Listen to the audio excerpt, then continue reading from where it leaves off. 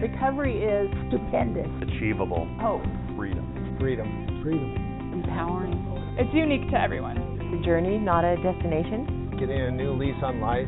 It's finding restoration after you fall down. Recovery is having the freedom to enjoy life. For me, it was finding a way to really love myself. My recovery is possible in part because of my own sense of purpose. Hi, everybody. Welcome to today's Recovery Talks Facebook Live event. Thanks for joining us today. My name is Brent Morris. I'm a peer services coordinator here at Montana's Peer Network. And joining me today is Michelle Lewis. Michelle. Share a little bit about yourself, or?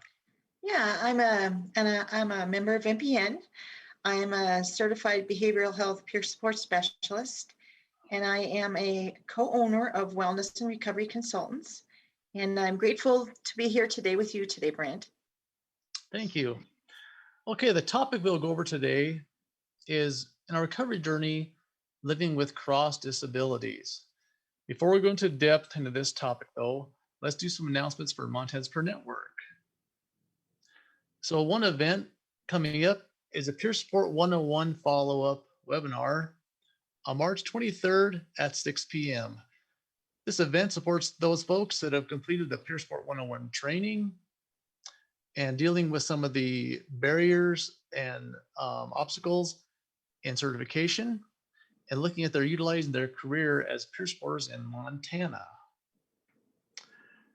Another event we have coming up is the Youth Move Facebook Live event on March 24th at 6 p.m.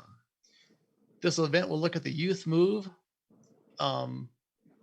across in the nation and what we can do in Montana for youth in recovery. So another event we have coming up is a Stimulant Use Recovery webinar on March 31st at noon and 6:30 p.m. This is a peer recovery focus on stimulant drug use disorder. Okay, next we have the Skill Shape Up on March 30th at 6 p.m. This will look at supporting the paid members, the Certified Behavioral Peer Support Specialists members. It'll look at their scope of practices. And this event offers 2 CEUs in supported certification. This event also replaces the Speed Skills webinars. For more information on trainings and events at Montana's Peer Network, please feel free to look at our website at mtpeernetwork.org. That's mtpeernetwork.org. Okay, everybody, thanks again for joining us. Let's get into our topic. Working in recovery, living with cross disabilities sometimes creates different obstacles, different barriers. So today we're going to we'll look at some tools and some deals that some parts of our lives that Michelle and I have dealt with. Michelle, do you want to go first and share a little bit about yourself? Well, I just want to share a little bit about what I actually deal with. I have cross disabilities that deal with both cerebral palsy, which is a muscular neuromuscular skeletal issue, which is a static condition that has occurred since birth. And I also have bipolar disorder with anxiety. So that's what I kind of deal with. Brent, what is it that you have? So I deal with a genetic retinal progressive eye disease called retinitis pigmentosa, and I also deal with anxiety, which leads into some work with depression, that type of thing. So a lot of people will deal with, they may have a diagnosis, behavioral health diagnosis, and they also deal with chronic pain, different things. A lot of us don't realize how the physical and emotional parts of our bodies work together. So again, let's leave this holistically. Look at our whole bodies, our whole health. So, Michelle, what are some of the things you've looked at in your recovery, dealing with some of the self-awareness? Well, it's interesting that you should talk to me about that, because in preparation for this Facebook Live event, I was kind of looking at my RAP, which is my recovery planning. As a RAP facilitator, that's another thing that I do, not only for a living, but in my own life. I do a lot of recovery planning to help myself feel better and stay well. I was looking at my wellness tools, or sometimes people look at this as ways to cope. I like to look at ways to cope as ways to stay well. Kind of puts me in the driver's seat to think of wellness tools. And I was looking at ways I stay well physically and ways I stay well mentally. And I noticed that ways I stay well mentally are not ways that always affect me physically, but ways that I stay well physically always affect me mentally. So say, for instance, when I can utilize a hot shower or a heating pad or physical stretching, physical therapy, those things always help me mentally. Time out in the sun, something warm, those things always help me mentally. And so I decided that, through this preparation, that maybe a little more time spent working towards my physical wellness is really important in sustaining my mental wellness. I've always focused so much on my mental awareness and my mental wellness, and maybe neglected a little bit of my physical wellness when it comes to my cerebral palsy, because I've lived with it all my life. So I've kind of put it on the back burner a little bit and just kind of carried it with me all the time, and maybe not given it the what it's due, the attention that it's due. That's what I noticed. That's what I noticed in just preparing for this. So it is important for us to look at our whole bodies, huh? Oh, definitely. So with me, the blindness, my disease has progressed. Now I'm blind. So in my recovery, dealing with trouble with alcohol early in life and different things, I always looked at my eyesight as the barrier. But a lot of times now, in the last, 10, 15 years, I know that my anxiety plays as much or more of a barrier than the eyesight. And I have to focus, like you were saying, on both.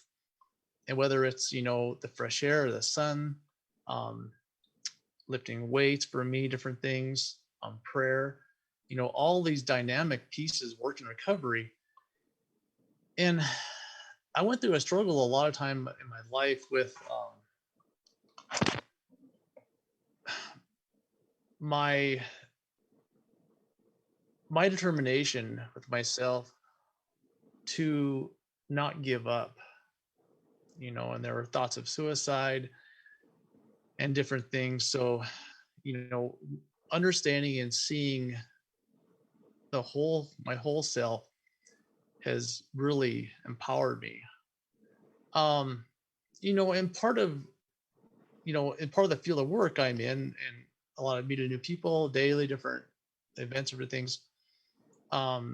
There's the hidden disabilities and this thing. How do you feel? How does that work with you? Well, I don't really know. I think it's been a struggle in all ways for me. I kind of think that mentally, I think the goalposts are moving for me right now because I'm getting older. So in one respect, I say what I just said to you, in that I'm noticing that my physical health can be attended to. And at the same time, as I'm getting older, my physical health is declining in some respects, which is challenging my mental health, if that makes sense. I'm not sure I'm answering your question, Brent. So, Well, feel free. I guess well, you brought up a great effect about the balance we have to have too, for our health and wellness. What I was working toward is some of the public and people we work with, some of their view of the hidden disabilities and different things, understanding what we deal with, dealing with a cross disability. If something isn't seen, they don't see. Oh, I'm sorry. I'm sorry. I kind of got a little, I got a little distracted by the chat box. So excuse me that I missed your question. Certainly, I think that is definitely something that happens. I've actually had someone say to me, in fact, even the amount or the severity of the disability has also been in question. Someone has said to me, I didn't realize you had cerebral palsy. You don't look like you have cerebral palsy. You're so lucky. And it's like, I want to say to him, you know what, I'd be so much luckier if I didn't have it at all, or in fact, the invisibility part of it, like the visible versus the invisible, that's kind of what you're talking about also? Yeah. And that's, and that's the other piece of it. Yeah. People around us know. Yeah. Yeah, that's the other piece of it is sometimes people, and I think that gets hidden by the ability, and it's not showing up today, the ability to be articulate, gets hidden.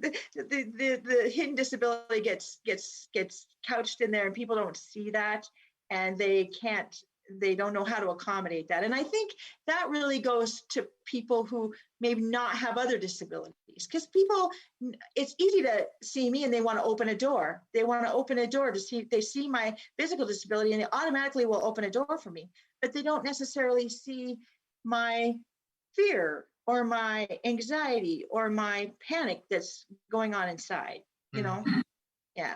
And if I just might mention here, we have in the chat from Ashley. Ashley's asking, is being in recovery from a physical disability different than being in recovery from a behavioral health I can't read. Is being in recovery from a physical disability different than a behavioral health, mental health recovery for you guys? It doesn't make sense, but it's basically, she's asking, is being in recovery from a mental health disability different than being in recovery from a physical health disability? So I'll answer that. I'll go first.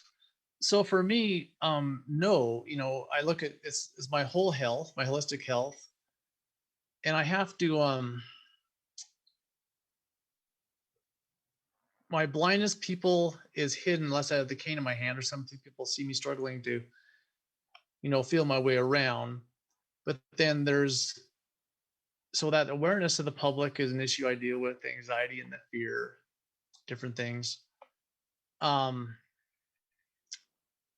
But the tools I use the same tools to support my wellness with both. So for me, the recovery is some of the same tools. Mm-hmm. Mm-hmm. How about you? I mean, I would share with you that same thing, that some of the tools are the same. I mean, that's what I was kind of talking about earlier, is that they're very much the same. My wraps they really coincide. And that being said, I would say my recovery from mental health up until recently has been more challenging, because my mood challenges and my anxiety, in particular anxiety, has been really difficult. But because my wrap I've been so full force on my wrap with my mental health, that, or my wellness tools that I've been able to manage and have action plans where I've really been, like I said, let my physical health wrap kind of go by the wayside until I've noticed that goalpost as I get older, that I really need to really work on my wrap for my physical health. And until I Wow. do that, it's going to play a role in my recovery. And people, I think, are challenged by the idea that you can recover from a physical disability, right? Like CP. Like, how do you recover from CP? It's there, but you can, because you can Well, recover a life that you want to live. That's the point. I So, guess in what you just shared too, um, my knowing I was diagnosed with my eye disease when I was 5 years old. It's genetic, and there's no one, nation worldwide actually, and there's no cure. So some of the anxiety is, having going, you will be blind someday. You don't know when, how the progression will go, but I know I will be blind. So that growing up and going through life, that was always a fear. As the blindness, like you mentioned, the goalposts and aging. So being blind now, I know that's here. So then the anxiety and some of the unknown and the fear has been harder for me to understand.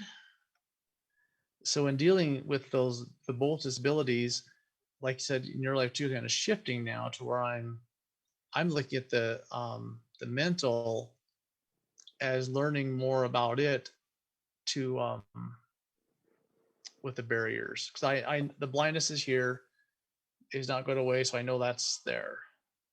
Some of the things that cause some of the challenges it causes can deal with the fear and anxiety and unease, that type of thing. um anything else in the chat? yeah. So, Amanda says, what is the most important thing you would like to share with peers on mental and emotional healing and living with co-occurring physical and emotional conditions?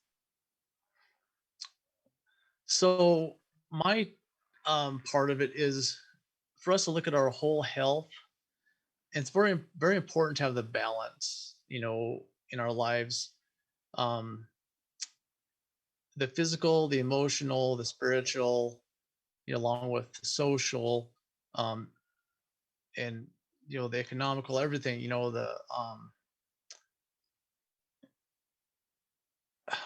in in my recovery, the balance is the most important, to feel the best, I guess, or to do just to be the best I can be, is my holistic health and and the balance. How about you, Michelle? Well, I think I was reminded of this even just yesterday, that there's this idea called ableism, and I don't know if you've heard of it, but it's the idea that we have this thing that we can do to ourselves that people can assume, the outside world can assume that we can do things or construct the world that kind of excludes people with disabilities. Maybe putting steps where it's just because it's cute or that's the trend to put a couple of steps into a house, and it just really, this new way of building or you know um, making the world kind of just automatically excludes people with disabilities. But we can exclude ourselves, and I thought, wow, this is some kind of process that I didn't even think about, that we can be putting expectations on ourselves. And that is not bad to have expectations. It's not bad to set goals, but it's bad to say, I should be doing this faster.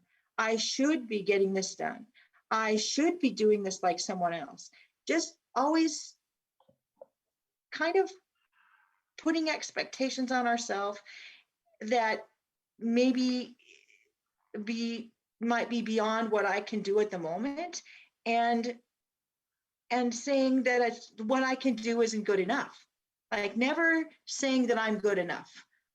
I can be at work, for instance, at work where I work, and maybe clerical work isn't my forte because I have these disabilities, but it doesn't mean I'm not good at going to the Capitol and shouting out to say, hey man, we need to be on the board of behavioral health. Do you see what I'm saying? Do you understand what I'm saying? So Michelle, it's like you're a mouse in the corner of my office, because that's exactly how I am with myself. Feeling I have to measure up, feeling I have to be equal, or do something as well, or someone without a disability, different types. So I'm very hard on myself.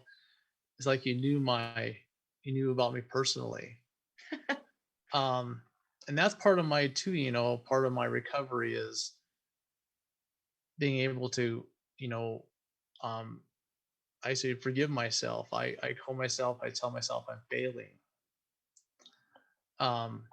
And part of you brought up about some of the example, structural, different things, steps, everything, and even the awareness of the public knowing what we're dealing with is our advocacy, being advocates for ourselves, being open to share, open to educate, that type of thing.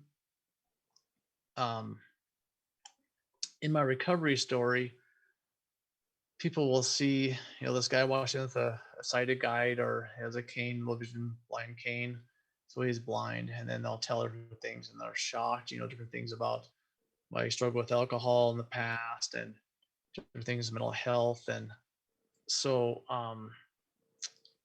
being a self-advocate is also a powerful tool that I've utilized. Has that worked out for you at all, or?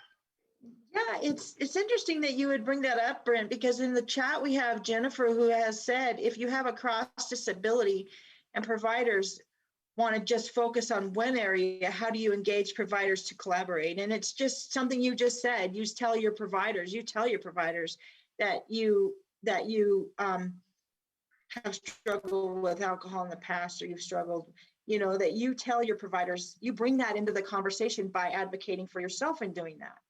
With your cross disabilities. Did I hear that correctly? Yeah, being a self-advocate has empowered me to tell my story into the depth to where it explains, what I'm dealing with. Yeah. And what I think is great about the power of telling, we get to tell our own story, right? And that's powerful too, right? And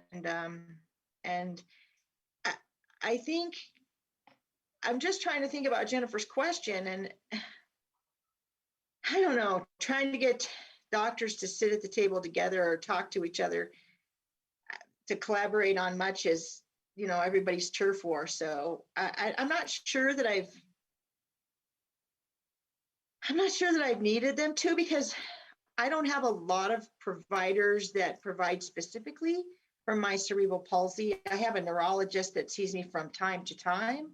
I have lots of little different things, pieces and parts to my problem, like back issues. And then you've heard me talk earlier about that I have feet and leg issues. And so it's kind of like I have piecemeal issues that deal with my disability. It's not like I have one disability doctor and one mental health doctor. I have several disability doctors and then a mental health provider. So I don't think I could get them all to be talking together. I maybe if I needed to, I think that I have them all listed in as pieces of a wrap, but I don't have them all talking together. I was amazed that I had two back doctors talking together about my back. So, in a perfect world, Jennifer, So, our conversation has been, great. And, it kind of leads me to understand more that, all of our journeys are independent. No matter what we're dealing with, look at the hope. And if we tell our stories and we're honest with ourselves and others,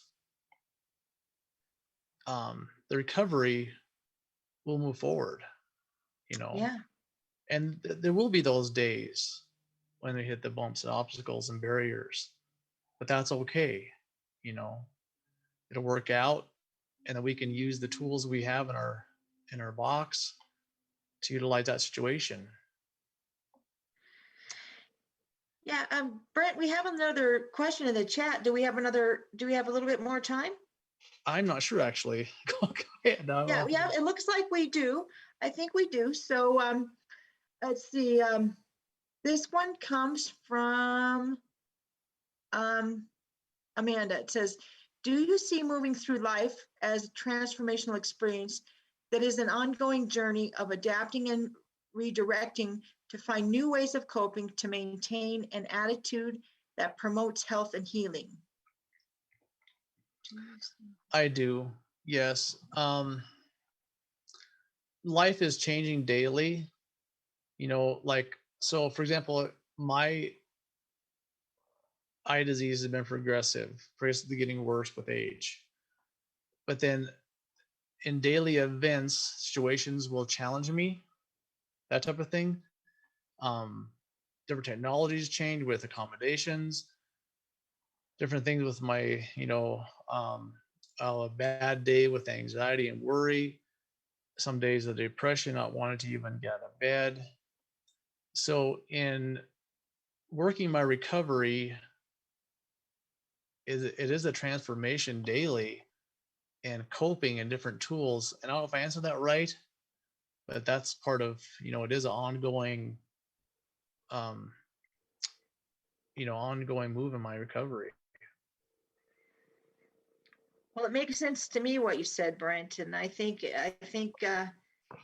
that's an interesting point you make about the new and accommodations that people can have in their lives, because I don't think people know enough about accommodations and the fact that they can ask for accommodations in their lives. So I think that could be a whole nother podcast or a whole nother Facebook Live event about how to do that and how people can ask for accommodations. But I do think that my life is about redirecting and actually finding purpose despite this limiting things in my life. Like I talked to you about the goalpost moving.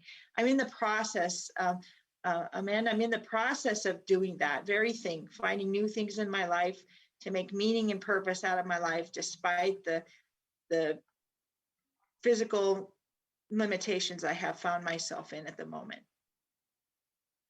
Amen. And that's what gives me hope. You were talking about hope, Brent, and that's what gives me hope. Yes, me also.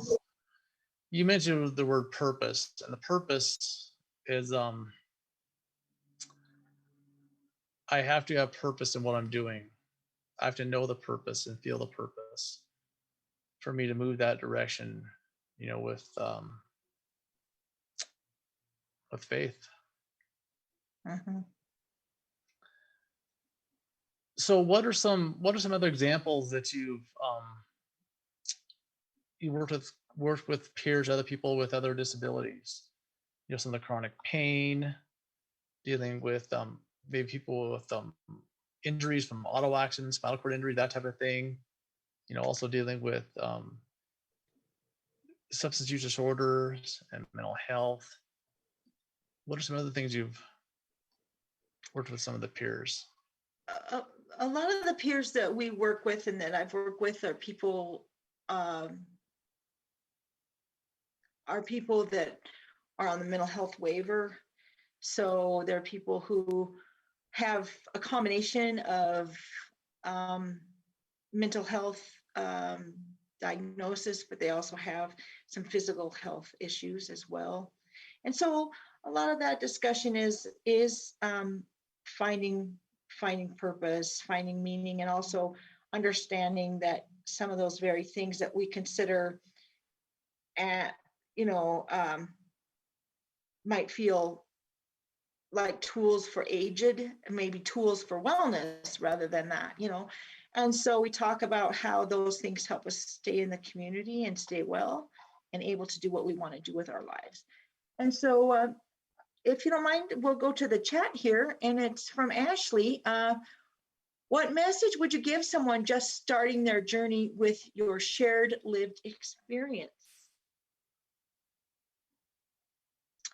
Well, I'll start with myself. And I was just sharing this with someone that I know who has a granddaughter who has cerebral palsy. And it was just someone who I wanted to impart and share the journey that I have had. And that is that I think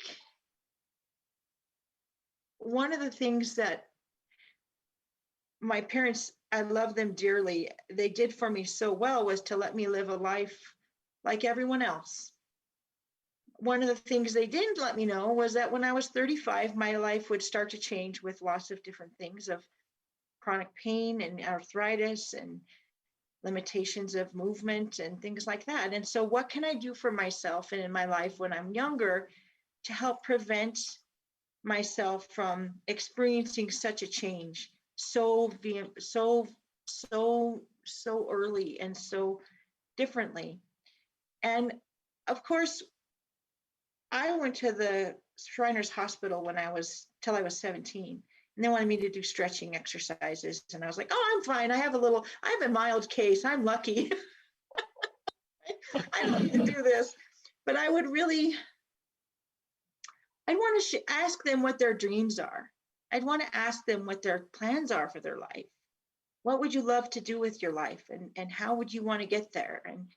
And what do you want to know? And ask them what they want to know about life, instead of telling them what to do. But I would like to share with them what I know, but only with what they want to ask me, because I could tell them a lot of stuff, but what does that do? People told me a lot of stuff and it didn't do much. I think mostly that do your best to treat yourself right, because I didn't do well by myself, and I'm paying the price. But I think all of us that's the human experience, right? 70% of us are overweight and don't eat right, and learning from our mistakes. Right. And I think we all have to learn from our own, I think that's the thing. So in my life, kind of similar, my family, growing up, my grandfather had the eye disease. My mom was a carrier to me. So they knew, but it wasn't a stopper in life. And